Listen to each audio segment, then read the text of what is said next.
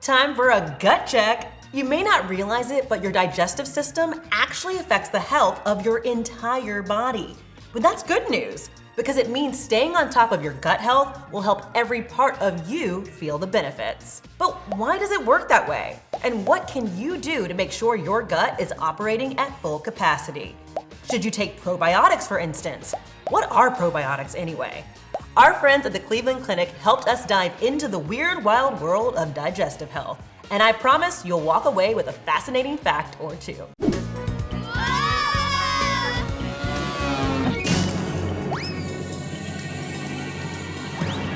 Where are we? I'm Tori, and this is the TMI Show.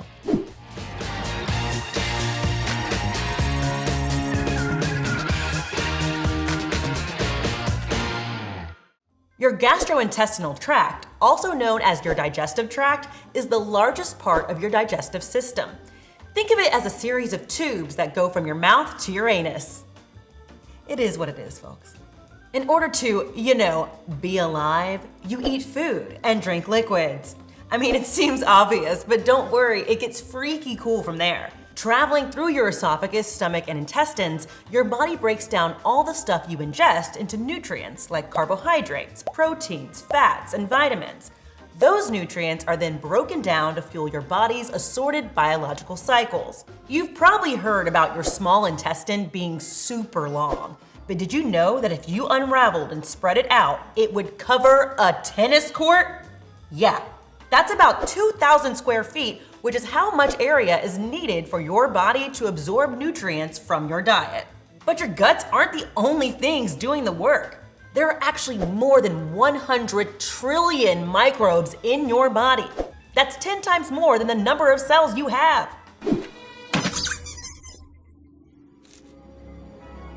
A stranger from the outside.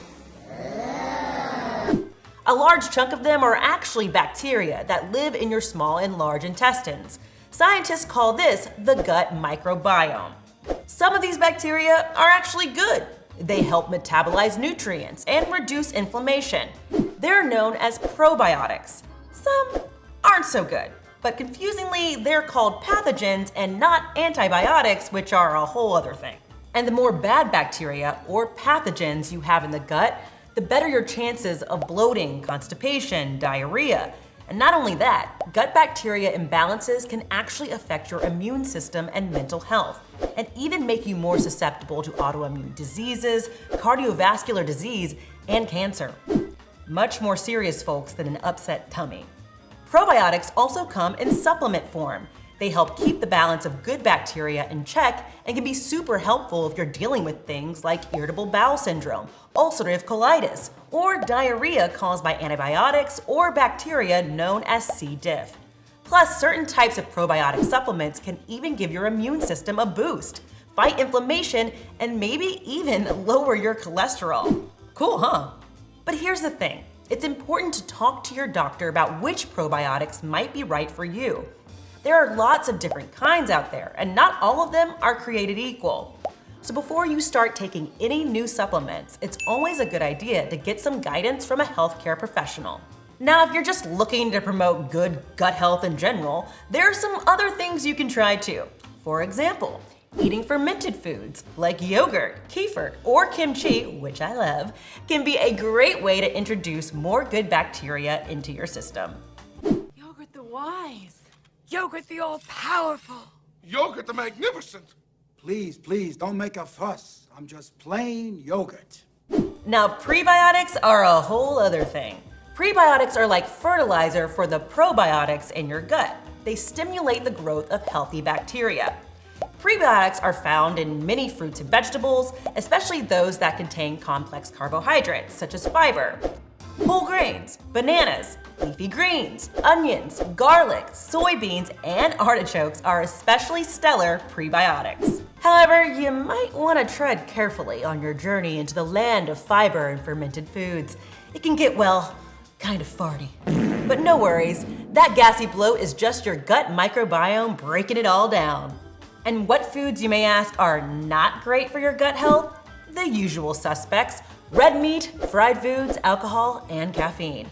Overdoing it regularly on any of this stuff is bad for you on so many levels, so moderation is key.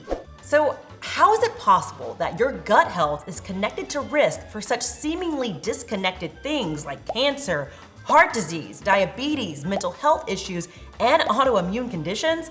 Well, your gut microbiome is responsible for 70 to 80% of your immune system, and keeping it in balance can help reduce systemic inflammation and the levels of the stress hormone cortisol in your body, both of which can set you up for those serious health conditions. Now, as long as everything's on the up and up, we really don't think much about our gut health. But you can keep the old girl humming along by getting your prebiotics and probiotics from a healthy diet.